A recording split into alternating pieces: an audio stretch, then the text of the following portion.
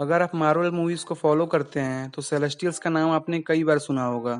हमने सबसे पहले सेलेस्टियल्स को एमसीयू में guardians of the Galaxy movie में देखा और आखिरी सेलेस्टियल यानी ईगो को guardians of the Galaxy volume 2 में देखा।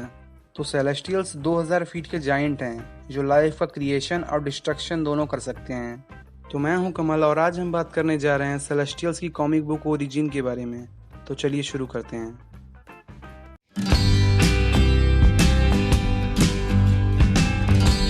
मार्वल कॉमिक्स में सेलेस्टियल्स को सबसे पहले 1976 के एटर्नल्स इशू 1 में इंट्रोड्यूस किया गया था, लेकिन उनका अपीयरेंस एटर्नल्स इशू 2 में हुआ था। तो अब बात करते हैं सेलेस्टियल्स की ओरिजिन स्टोरी के बारे में। तो सेलेस्टियल्स की कहानी की शुरुआत होती है पहले यूनिवर्स से। यह पहला और अकेला यूनिवर्स था, फर्स्ट फर्मामेंट।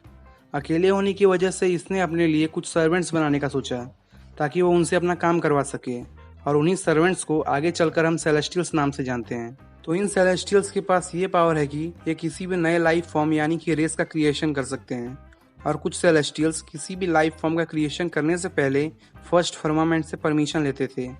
उन्हें एस्पायरेंट्स कहा जाता था। ये फर्स्ट फर्मामेंट की पूजा किया करते थे। और कुछ सेलेस्टियल्स मल्टी कलर्स में थे और वो लाइफ का क्रिएशन और डिस्ट्रक्शन अपने हिसाब से कर रहे थे, वो भी बिना फर्स्ट फर्मामेंट के परमिशन के। और ये बात फर्स्ट फर्मामेंट को पसंद नहीं आई।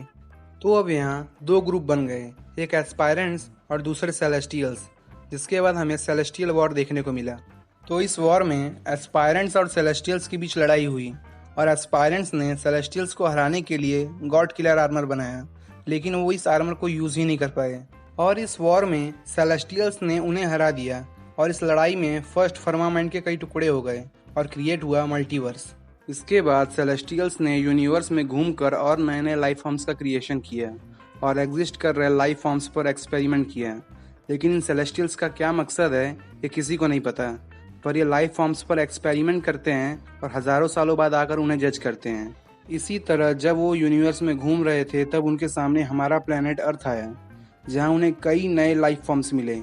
उन्हीं में से एक थे एप्स, जिसके बाद सेलेस्टियल्स को लगा कि ये एप्स आगे चलकर इवॉल्व करने वाले हैं। इसी कारण उन्होंने एप्स के डीएनए पर 3 तरह के एक्सपेरिमेंट किए। पहले एक्सपेरिमेंट से उन्होंने इंसानों के बीच सुपर ह्यूमंस को बनाया, इसीलिए हमारे बीच इतने सारे सुपर ह्यूमंस मौजूद हैं। दूसरे एक्सपेरिमेंट से उन्होंने एटर्नल्स को बनाया, जो बस दिखने में इंसानों जैसे दिखते हैं लेकिन होते हैं बहुत पावरफुल और इमॉर्टल भी। तीसरे एक्सपेरिमेंट से उन्होंने डेविएंट्स को बनाया, जो दिखने में इंसानों से बहुत अलग दिखते हैं लेकिन इनके पावर्स एटर्नल से भी ज्यादा होते हैं।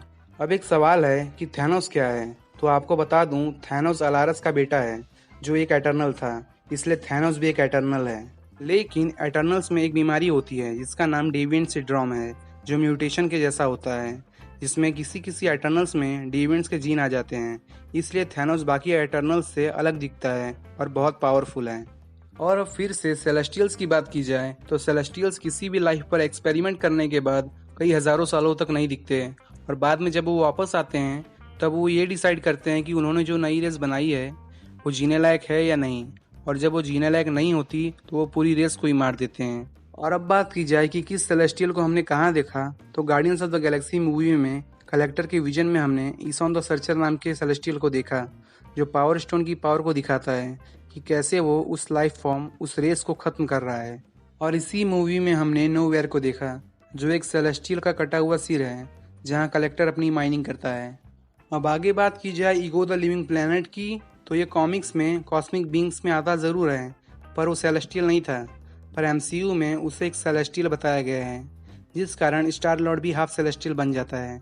तो ये थी वीडियो सेलेस्टियल्स के बारे में। तो सेलेस्टियल्स के बारे में आप क्या सोचते हैं ये कमेंट्स में बताना मत भूलना। और ये वीडियो अगर आपको पसंद आई हो तो इसे लाइक और शेयर कर दीजिए, और इसी तरह के सुपर कंटेंट के लिए इस चैनल को सब्सक्राइब भी कर दीजिए और देखते रहिए the super world. And I'll be back.